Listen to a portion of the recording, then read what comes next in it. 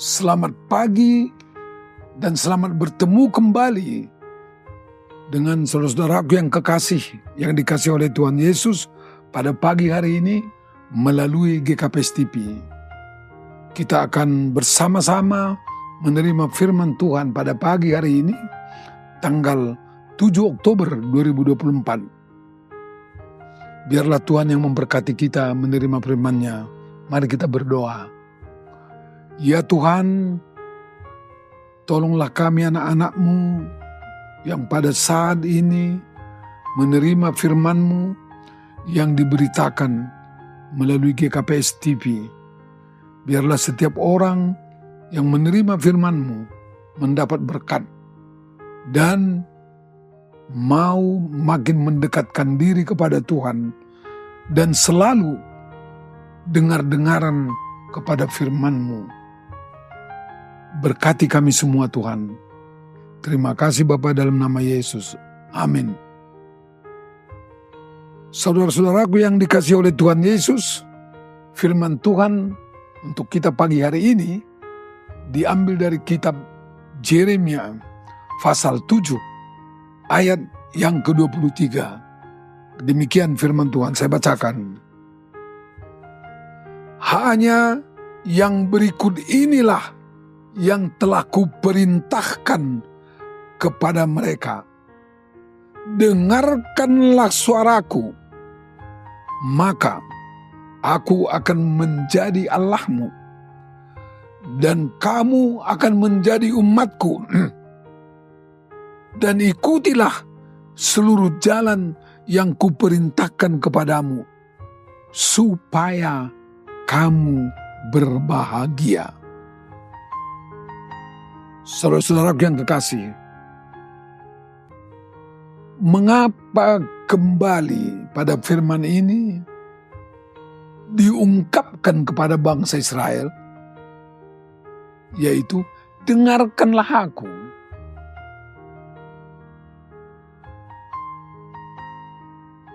Ada suasana yang perlu diperhatikan dan diperbaiki di tengah-tengah bangsa Israel.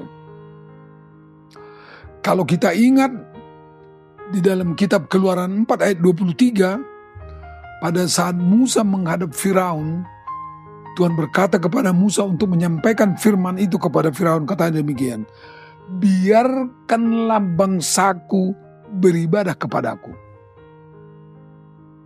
Kemudian sesudah beberapa lama ada peristiwa-peristiwa tertentu, akhirnya mereka dibebaskan dari Mesir. Dan sesudah mereka sampai di Israel, mereka beribadah. Dan di negeri yang telah diberikan oleh Tuhan itu kepada mereka, di tanah Kanaan, di Yerusalem, mereka terus beribadah. Dan mereka melakukan hal-hal yang tidak diinginkan oleh Tuhan. Itulah dosa mereka, yaitu mereka melakukan ketidakadilan, penindasan kepada anak yatim piatu, penindasan kepada orang-orang pendatang, penindasan kepada janda-janda, dan bukan hanya itu, mereka menumpahkan darah orang-orang yang benar. Cobalah kita bayangkan itu, saudara-saudaraku yang kekasih. Dan yang hebatnya, mereka datang beribadah dan mereka katakan dengan dosa-dosa mereka itu, mereka katakan pada ayat 9 dan 10, Yeremia 7 ini, ayat 9 dan 10. Kita sudah diselamatkan oleh Allah, padahal mereka terus melakukan kejahatan. Mereka bangga datang ke ibadah itu dan mengatakan, kita sudah diselamatkan. Dan mereka bangga dengan melakukan dosa itu. Makanya Tuhan mengingatkan mereka kembali. Bahkan mereka membawa persembahan di rumah ibadah. Dan mereka makin menggema mengatakan, kita sudah diselamatkan.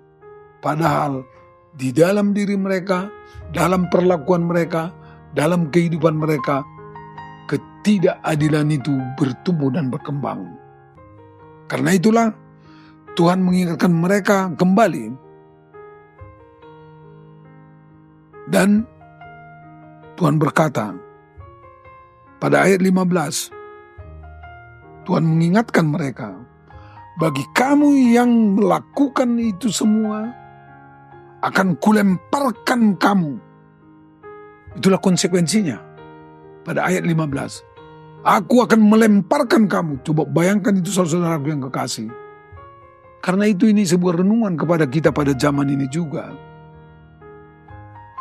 Manakala kita ikut terlibat dalam penindasan, menindas orang lain, melakukan kekerasan kepada orang lain, melakukan violence kepada orang lain, terserah itu kepada anak-anak, janda atau siapa saja, pada orang lain, Tuhan berkata, aku tidak menyukai ibadahmu itu, aku akan melemparkanmu keluar. Ngeri. Karena itu kita makin diingatkan, karena ibadah tanpa kesetiaan kepada Tuhan, ibadah itu menjadi sia-sia.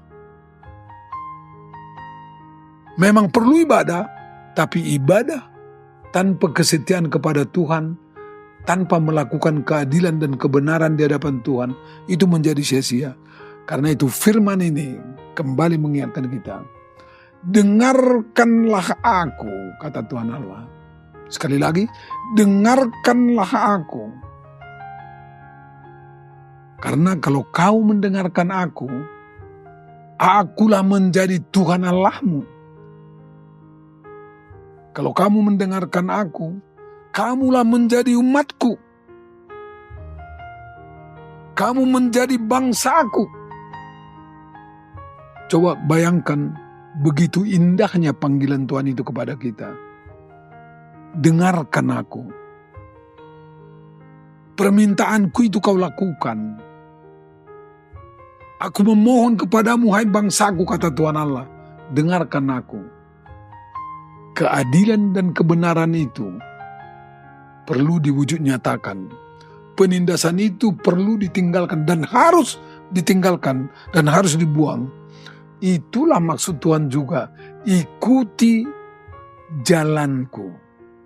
Tuhan memanggil kita agar kita mengikuti jalan Tuhan, jalan kebenaran, membuang ketidakadilan, membuang penindasan, membuang segala hal yang tidak disukai oleh Tuhan.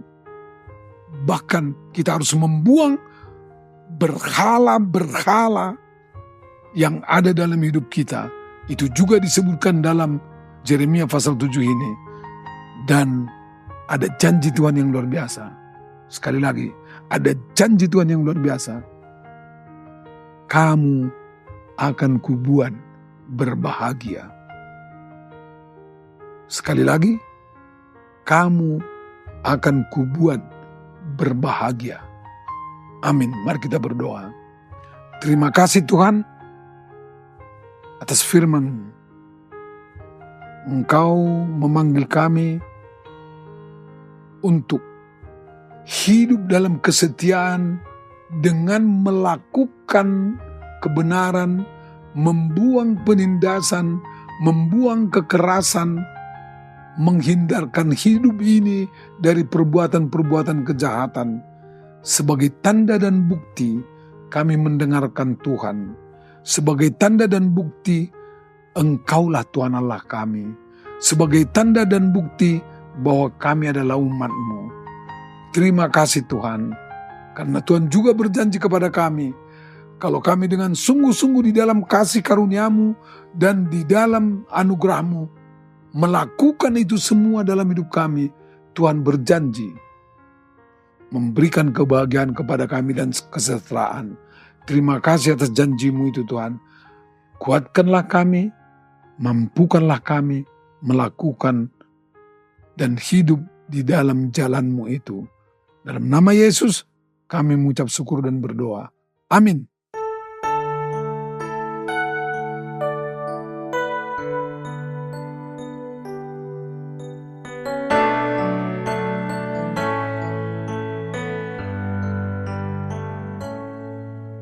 Ku cari wajah-Mu,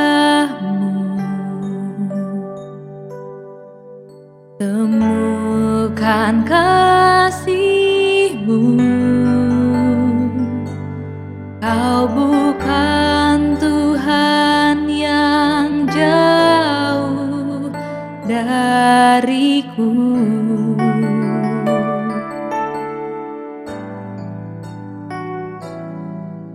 Ku panggil nama-Mu, ku dengar jawab-Mu. Kau Tuhan yang selalu dengar seruan hatiku.